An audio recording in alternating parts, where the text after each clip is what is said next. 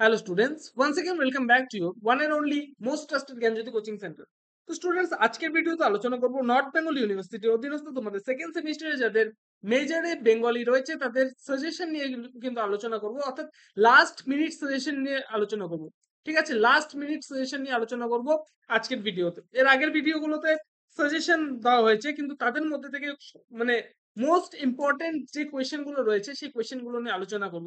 দেখো, যাদের প্রিপারেশন খুব ভালো হয়েছে তারা কিন্তু সেই সাজেশনটাকে ফলো করবে, এবং লাস্ট মিনিটে এসে যাদের দেখা যাচ্ছে খুব একটা প্রিপারেশন ভালো হয়নি, তারা কিন্তু এই সাজেশনটাকে কিন্তু ফলো করবে। দেখো, এই সাজেশনের মধ্যে আমি কিছু কাটছাট করে দিচ্ছি। ঠিক আছে, যে সমস্ত প্রশ্নগুলো ইম্পর্টেন্ট মনে হচ্ছে সেই প্রশ্নগুলো কিন্তু আমি হাইলাইট করে তোমাদের দেখাচ্ছি। আদারওয়াইজ সমস্ত প্রশ্ন কিন্তু ইম্পর্টেন্ট, সমস্ত দেওয়া হয়েছে সমস্ত প্রশ্ন ইম্পর্টেন্ট পড়ে যাবে। কিন্তু যারা দেখছো পড়তে পারছো না সমস্ত প্রশ্ন, তারা কিন্তু এই হাইলাইট করা প্রশ্নগুলো পড়ে যাবে। ঠিক আছে, দেখো তোমাদের সিলেবাসের মধ্যে দুটো অর্ধ আছে, প্রথম অর্ধ দ্বিতীয় অর্ধ। প্রথম অর্ধ আছে হচ্ছে 19 শতক, দ্বিতীয় অর্ধ আছে হচ্ছে 20 শতক। ঠিক আছে, প্রথম অর্ধে কিন্তু আজকে পার্ট ওয়ানে কিন্তু প্রথম অর্ধের সাজেশন নিয়ে আলোচনা করব, গদ্য প্রবন্ধ থেকে 12 মার্কসে। দেখো দেখো এখানে 12 মার্কসের 4টা কোয়েশ্চেন দেওয়া হয়েছে। ঠিক আছে, বাংলা গদ্য সাহিত্যের বিকাশে ফোর্ট উইলিয়াম কলেজের অবদান, বাংলা গদ্য সাহিত্যের বিকাশে বিদ্যাসাগরের অবদান, রাজা রামমোহন রায়ের অবদান, ফোর্ট উইলিয়াম কলেজের অবদান। আচ্ছা, এটা ফোর্ট উইলিয়াম কলেজের লেখক গোষ্ঠীর অবদান। এই 4টা কোয়েশ্চেনই কিন্তু এখানে ইম্পর্টেন্ট 4টা কোয়েশ্চেন। ঠিক আছে, এখান থেকে কিন্তু কাটছাট করার কোনো ব্যাপারই নেই। 4টা কোয়েশ্চেন দেওয়া হচ্ছে, 4টা কোয়েশ্চেনের মধ্যে থেকে কিন্তু কমন পাবেই পাবে, 100% শিওরিটি। এখানে কিন্তু কাটছাট করলে কিন্তু রিস্কি হয়ে যাবে। ওকে, চলো 6 মার্কসের দেখো এখানে 3টে প্রশ্ন দেওয়া হয়েছে। ঈশ্বরচন্দ্র বিদ্যাসাগরের অনুবাদমূলক রচনাগুলি সংক্ষিপ্ত পরিচয় দাও, পড়ে যাবে ইম্পর্টেন্ট প্রশ্ন। বিদ্যাসাগরের প্রথম বাংলা গদ্যকে প্রকৃত ভাষার উপযোগী করে তুলেছেন আলোচনা, এটা না পড়লেও হবে, খুব একটা ইম্পর্টেন্ট না। ঠিক আছে, নাম্বার 3, ঈশ্বরচন্দ্র বিদ্যাসাগরকে বাংলা গদ্যের জনক বলা যায় কিনা যুক্তিসহ আলোচনা করো, ইম্পর্টেন্ট একটা প্রশ্ন। ঠিক আছে, এই 3টে প্রশ্ন কিন্তু ভালো মতো পড়ে যাবে, তার মধ্যে থেকে এই দুটো প্রশ্ন খুব ভালো করে পড়ে যাবে। ঠিক আছে, এবার দেখো 2 অথবা 3 মার্কসের যে প্রশ্নগুলো রয়েছে সেগুলোর মধ্যে থেকে 3টে প্রশ্ন দেওয়া হয়েছে। ঠিক আছে, যেহেতু 3 মার্কসের ছোট প্রশ্নগুলো একটু বেশি পড়তে হয়, এখান থেকে কিন্তু স্কিপ করার কিন্তু কোনো জায়গা নেই, 3টেই পড়ে যাবে। ওকে, এবার আসি পত্র পত্রিকায়। পত্র পত্রিকায় কি হয়েছে দেখো, 12 মার্কসের একটাই প্রশ্ন দেওয়া হয়েছে তোমাদের বাংলা পত্র সাহিত্যে পত্র পত্রিকায়, বাংলা পত্র সাহিত্যে বঙ্গদর্শন পত্রিকার গুরুত্ব আলোচনা করো, অথবা এটা এভাবে আসতে পারে, 19 শতকের গদ্য চর্চায় এক মাইলস্টোন বঙ্গদর্শন পত্রিকা আলোচনা করো। এই যে প্রশ্নটি রয়েছে, একটাই প্রশ্ন রয়েছে এখানে 12 মার্কসের, এটা কিন্তু পড়ে যাবে খুব ভালো মতো। ঠিক আছে, চলো 6 মার্কসের কোশ্চেনের মধ্যে আছে 3টে প্রশ্ন। বলেছে বাংলার সাময়িক পত্রের ইতিহাসে সংবাদ প্রভাকর পত্রিকার গুরুত্ব আলোচনা করো, দিগদর্শন পত্রিকা, তত্ত্ববোধিনী পত্রিকা। 3টেই কিন্তু ইম্পর্টেন্ট, এখান থেকে বলা যাচ্ছে না কোনটা আসবে। ঠিক আছে, এখান থেকে যদি আমি একটা হাইলাইট করে দেই তাহলে কিন্তু রিস্কি হয়ে যাবে। 3টেই কিন্তু পড়তে হবে ভালো মতো। ঠিক আছে, একবার খালি চোখ বুলিয়ে যাবে এগুলো।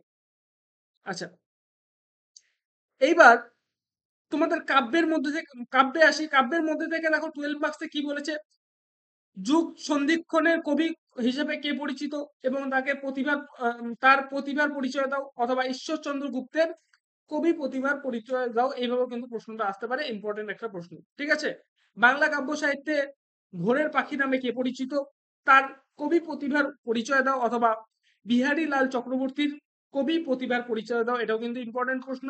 ঠিক আছে, দেখে যাবে এটাও। 19 শতকের কাব্য পরিক্রমায় রবীন্দ্রনাথ ঠাকুরের অবদান আলোচনা করো, এটাও ইম্পর্টেন্ট আছে, একবার দেখে যাবে ভালো মতো, চোখ বুলিয়ে যাবে। বাংলার কাব্য মধুসূদন দত্তের কবি প্রতিভা আলোচনা করো, এবং অথবা এইভাবে আসতে পারে প্রশ্নটি, বাংলা মহাকাব্যের ধারায় শ্রেষ্ঠ কবিকে, তার কবি প্রতিভা আলোচনা করো। এই প্রশ্নটা কিন্তু ইম্পর্টেন্ট একটা প্রশ্ন। ঠিক আছে, এই প্রশ্ন কয়েকটা পড়ে যাবে, 3টে প্রশ্নই দেওয়া হয়েছে, সরি 4টা প্রশ্ন দেওয়া হয়েছে, ইম্পর্টেন্ট 4টা প্রশ্ন। ঠিক আছে, এখান থেকে কাটছাট করার কিছু নেই। মাইকেল মধুসূদন দত্তের মেঘনাদ বধ কাব্য, ভেরি ভেরি ইম্পর্টেন্ট। বলছি এই দুটোর মধ্যে একটা তো আসবে। ঠিক আছে, দুটোই প্রশ্ন দেওয়া হয়েছে এখানে, বেশি না, একটা আসবে। বিহারীলাল চক্রবর্তীর সারদা মঙ্গল কাব্যের সংক্ষিপ্ত পরিচয় দাও। এবার 2 মার্কসে দেখো দেওয়া হয়েছে দুটো প্রশ্ন। মধুসূদন দত্তের মেঘনাদ বধ কাব্য, আহ বীরাঙ্গনা কাব্যের এবং চতুর্দশ প্রদীপ যে কবিতাগুলি রচনাগুলি কি ধরনের কাব্য এবং এগুলির রচনাকাল উল্লেখ করো। এটা কিন্তু ইম্পর্টেন্ট একটা প্রশ্ন আছে। এবং নাম্বার 2 এ আছে হচ্ছে বাংলার গীতি কবিতার ক্ষেত্রে ভোরের পাখি কাকে বলা হয়েছে, কাকে এবং কে বলেছেন, তা কিন্তু তার দুটি কাব্যের নাম লেখো। এই দুটো প্রশ্ন কিন্তু ইম্পর্টেন্ট। এবার আসি নাটকে। নাটকে দেখো 12/6-3 প্রশ্ন দেওয়া হয়েছে। বাংলার নাটকে দীনবন্ধু মিত্রের অবদান, ঠিক আছে। বাংলা নাটকের ইতিহাসে মধুসূদন দত্তের কৃতিত্ব, ঠিক আছে। গিরিশচন্দ্রের আলোচনা করো। 3টা প্রশ্ন ইম্পর্টেন্ট আছে, তার মধ্যে থেকে মধুসূদন দত্তের কৃতিত্ব ভালো মতো পড়ে যাবে, ঠিক আছে। আর হচ্ছে দীনবন্ধু মিত্রর অবদান খুব ভালো মতো পড়ে যাবে, এবং 3 নাম্বারটাও কিন্তু চোখ বুলিয়ে যাবে অবশ্যই। ওকে, চলো নাম্বার 6, মধুসূদন দত্তের প্রহসনগুলি সংক্ষিপ্ত পরিচয় দাও। Very very important, 3 star, 3 star করে রাখলাম। দীনবন্ধু মিত্রের নীলদর্পণ নাটকের সম্পর্কে সংক্ষেপে আলোচনা করো। হ্যাঁ, গিরিশচন্দ্র ঘোষের সাহিত্যিক নাটকগুলি সংক্ষিপ্ত পরিচয় এবং গিরিশচন্দ্র ঘোষের সামাজিক নাটকগুলির সংক্ষিপ্ত পরিচয়। এই দুটো কোশ্চেন কিন্তু ভালো মতো পড়ে যাবে। এই দুটো প্রশ্নের মধ্যে থেকে কিন্তু একটা প্রশ্ন আসার চান্স কিন্তু আছে, ঠিক আছে। এবং 3 মার্কসের প্রশ্নগুলির মধ্যে রয়েছে তোমাদের নীলদর্পণ নাটকটি কবে প্রকাশিত হয়, এই নাটকের 3টি চরিত্রের নাম লেখো। গিরিশচন্দ্রের শ্রেষ্ঠ নাটক কোনটি, এই নাটকের 2টি চরিত্রের নাম লেখো। চন্দ্র ঘোষের 3টি প্রহসনের নাম লেখো। এটা কিন্তু আগেও ছিল, ঠিক আছে। মধুসূদনের শ্রেষ্ঠ নাটক কোনটি, নাটকের 2টি চরিত্রের নাম বের করো, ঠিক আছে। এই 3টে প্রশ্ন কিন্তু পড়ে যাবে ভালো মতো। হ্যাঁ, এই 3টে প্রশ্ন এটাও দেখে যাবে। আচ্ছা, উপন্যাসে আসি। উপন্যাসের মধ্যে রয়েছে দেখো তোমাদের বাংলা উপন্যাসে বঙ্কিমচন্দ্রের অবদান, বাংলা উপন্যাসে রমেশচন্দ্র দত্তের অবদান, আর হচ্ছে বাংলা উপন্যাসে স্বর্ণকুমারী দেবীর অবদান আলোচনা করো। সংক্ষেপে দেখে যাবে 3টে প্রশ্নই, ঠিক আছে। চলো, বঙ্কিমচন্দ্রের সামাজিক উপন্যাসগুলি নিয়ে আলোচনা করো। Very very important, 3 mark, 3 star. Bankimchandra চট্টোপাধ্যায়ের ঐতিহাসিক উপন্যাস। এই 3টে প্রশ্নের মধ্যে একটা কিন্তু আসবেই আসবে, 100% সিওরিটি আছে। তো ভালো মতো একটু দেখে যাবে, কনসেপ্ট গুলো ক্লিয়ার করে যাবে, অটোমেটিক কিন্তু লিখে আসতে পারবে, ঠিক আছে।